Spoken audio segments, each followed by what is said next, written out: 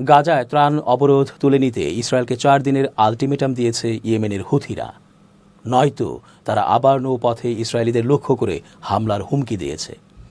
ইয়েমেনের হুথিদের নেতা আল হুথি শুক্রবার বলেছেন যে যদি ইসরায়েল 4 দিনের মধ্যে গাজায় ত্রাণবহর প্রবেশে বাধা প্রত্যাহার না করে তাহলে তারা ইসরায়েলের বিরুদ্ধে নৌ অভিযান পুনরায় শুরু করবে। এর ফলে জানুয়ারিতে গাজায় যুদ্ধবিরতির পর হুথিদের আক্রমণ বন্ধ হলেও তা আবার পুরোদমে শুরুর সম্ভাবনার ইঙ্গিত পাওয়া যাচ্ছে। ইরান সমর্থিত গোষ্ঠীটি 2023 সালের নভেম্বর থেকে লোহিত সাগরে চলাচলকারী জাহাজ লক্ষ্য করে 100টিরও বেশি আক্রমণ চালায়।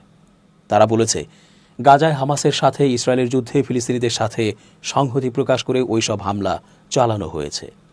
সেই সময়কালে হুথিরা 2টি জাহাজ ডুবিয়ে দেয়, একটি আটক করে এবং কমপক্ষে 4 জন নাবিককে হত্যা করে। এসব আক্রমণ বিশ্বব্যাপী জাহাজ চলাচল ব্যাহত করে। এমনকি অনেক সংস্থা দক্ষিণ আফ্রিকার চারপাশে দীর্ঘ এবং ব্যয়বহুল রুট ব্যবহার করতে বাধ্য হয়। আল হুথি বলেন, আমরা 4 দিনের জন্য একটি সময়সীমা দেব। এই সময়সীমা গাজা যুদ্ধবিরতি মধ্যস্থতাকারীদের তাদের প্রচেষ্টার জন্য।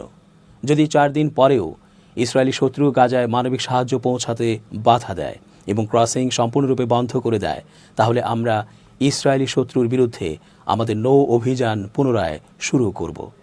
গত 2 মার্চ যুদ্ধবিরতি নিয়ে অচলাবস্থা তীব্রতর হয় ইসরায়েল গাজায় ত্রাণ ট্রাক প্রবেশে বাধা দেয়। ফলে হামাস মিশরীয় ও কাতারি মধ্যস্থতাকারীদের হস্তক্ষেপের আহ্বান জানায়। এ নিয়ে মধ্যস্থতাকারীরা ইসরায়েলের সঙ্গে আলোচনা করছে। এদিকে শুক্রবার হামাস হুথিদের ঘোষণাকে স্বাগত জানিয়েছে। হামাস বলেছে এটি সাহসী সিদ্ধান্ত। গাজায় 15 মাসের যুদ্ধের সময় তারা যে সমর্থন ও সহায়তা প্রদান করেছিল, এ সিদ্ধান্ত এরই সম্প্রসারণ।